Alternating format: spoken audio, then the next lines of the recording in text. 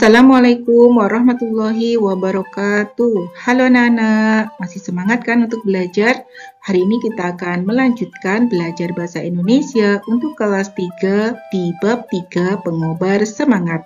Kita akan belajar di halaman 66 sampai dengan 73. Kegiatan menyimak, simaklah dengan seksama. Guru kalian akan membacakan sebuah cerita. Kemudian isilah kotak-kotak ini sesuai dengan cerita yang dibacakan guru kalian. Ceritanya sebagai berikut, judulnya Nama Binatang. Seorang kakek sedang main teka-teki dengan para cucu. Kakek itu bertanya, apa nama binatang yang berawalan dengan huruf G? Salah satu cucunya menjawab, gajah. Cucu yang lain menyahut, gagak. Benar, apalagi? Sang kakek bertanya.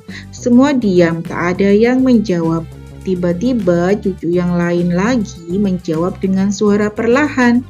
Gajah kecil. Saudara-saudaranya menoleh padanya. Dari arah lain terdengar lagi suara gagak kecil. Suasana jadi ramai, semua jadi ikut menjawab. Gajah lapar, gagak besar. Sekarang kita jawab pertanyaan yang ada di dalam kotak. Ini cerita tentang nama binatang. Nama tokoh cerita. Ada kakek, cucu 1, cucu 2, dan cucu 3. Tempat terjadinya cerita ada di rumah. Peristiwa yang kusukai dari cerita ini. Nah, jawabannya permainan teka-teki. Peristiwa yang tidak kusukai dari cerita ini. Kalian bebas untuk menjawabnya ya. Di sini sebagai alternatif jawabannya ada yang menjawab dengan gajah kecil. Kemudian peristiwa yang seharusnya dihapus dari cerita ini. Jawabannya semua jadi ikut menjawab gajah lapar, gagak besar. Aku suka atau tidak suka cerita itu karena titik-titik. Nah, berikan alasan kalian. Aku suka cerita ini karena ceritanya lucu dan membuat aku tertawa mendengar jawaban dari cucu-cucu kakek. Kreativitas. Ini adalah permainan labirin. Ada lorong berliku-liku dan jalan buntu. Untuk sampai ke tujuan, berapa kali kalian mencoba? Nah, ajak juga temanmu untuk bermain ya. Kita awali dari tanda panah. Kita masuk. Kita coba cari jalan lurus. Coba kita cari berbelok sini. Tetap fokus. Harus hati-hati. Cari jalan arah yang benar. Nah, kita coba lagi. Berbelok. Nah, akhirnya kita sampai ke tujuan. Nah, jika kalian mengambil jalur yang benar, ada sebuah kata yang tersusun dari huruf-huruf yang kalian temukan. Kata apakah itu? Kata semangat. Lanjut kegiatan membaca. Masukkan kata kunci. Raini meminjam komputer ibunya. Dia membuka internet dan mengetikkan kata kunci. Cara menghafal puisi. Kemudian klik. Banyak informasi muncul di layar monitor. Klik yang ini, Bu, tanya Raini. Ibunya mengangguk. Ini dia rahasia menghafal yang didapatkan. Saat kalian menggunakan internet, mintalah orang tua menemani kalian. Nah, perhatikan juga kata yang tercetak dengan warna kuning ya. Nah, berikut ini langkah-langkah ketika Raini sudah menemukan cara menghafal puisi di internet. Pertama, bacalah puisi dengan lantang berkali-kali. 2, cari makna kata yang tidak kalian pahami. 3, minta bantuan orang lain untuk menyimak dan mengoreksi saat kalian berlatih. Lanjut di kosakata baru, bekerjalah berpasangan, hubungkan kata dan artinya. Tulis kata dan artinya pada kartu, kemudian masukkan ke dalam kamus kotak. Jika kalian tidak yakin, tebak saja, kalian akan mempelajarinya lebih lanjut pada bab 8.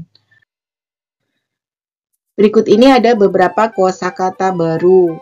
Sebagai contoh, mengetik, artinya menulis dengan menggunakan papan tik.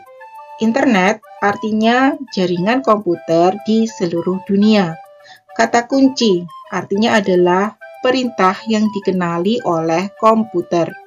Klik artinya suara pada tombol komputer. Informasi, artinya adalah berita tentang sesuatu. Dan monitor artinya adalah alat untuk menampilkan gambar.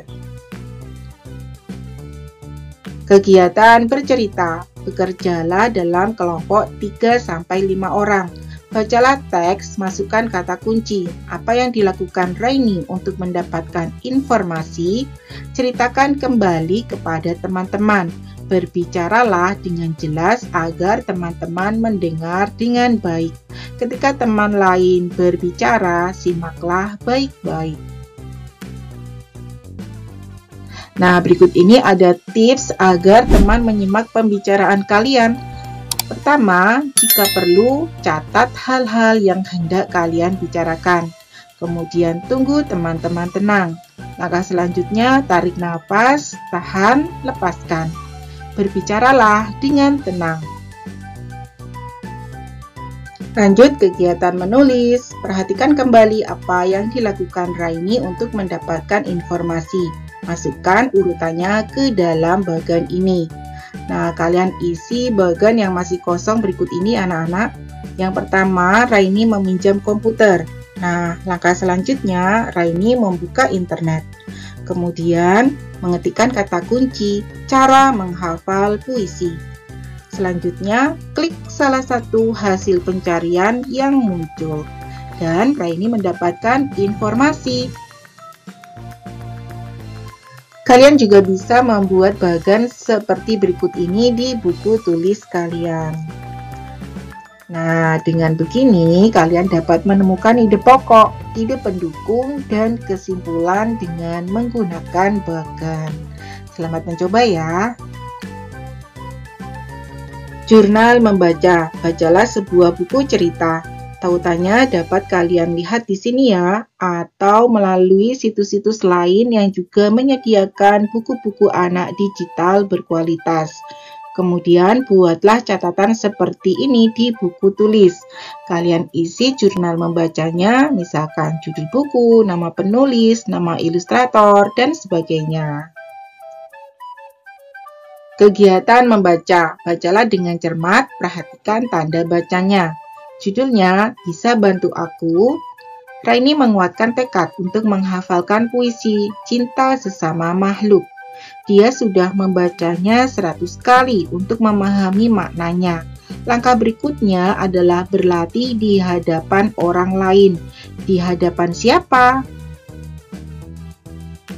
Raini meminta bantuan Intan, teman sekelasnya sekaligus tetangganya. Intan bersedia. Mereka bersepakat untuk berlatih setiap sore. Pantang menyerah, Raini, seru Intan dengan riang. Bagi Raini, Intan adalah pengobar semangat. Nah, sebelumnya kalian sudah belajar tentang titik, tanda seru, dan tanda tanya. Dalam teks di atas, kalian melihat tanda kutip atau tanda petik untuk mengapit judul puisi dan kalimat langsung. Fungsi tanda kutip atau tanda petik antara lain mengapit judul naskah. Dalam hal ini, judul cerita dalam kalimat. Kemudian fungsi yang kedua mengapit petikan langsung yang berasal dari pembicaraan dan naskah atau bahan tertulis lain.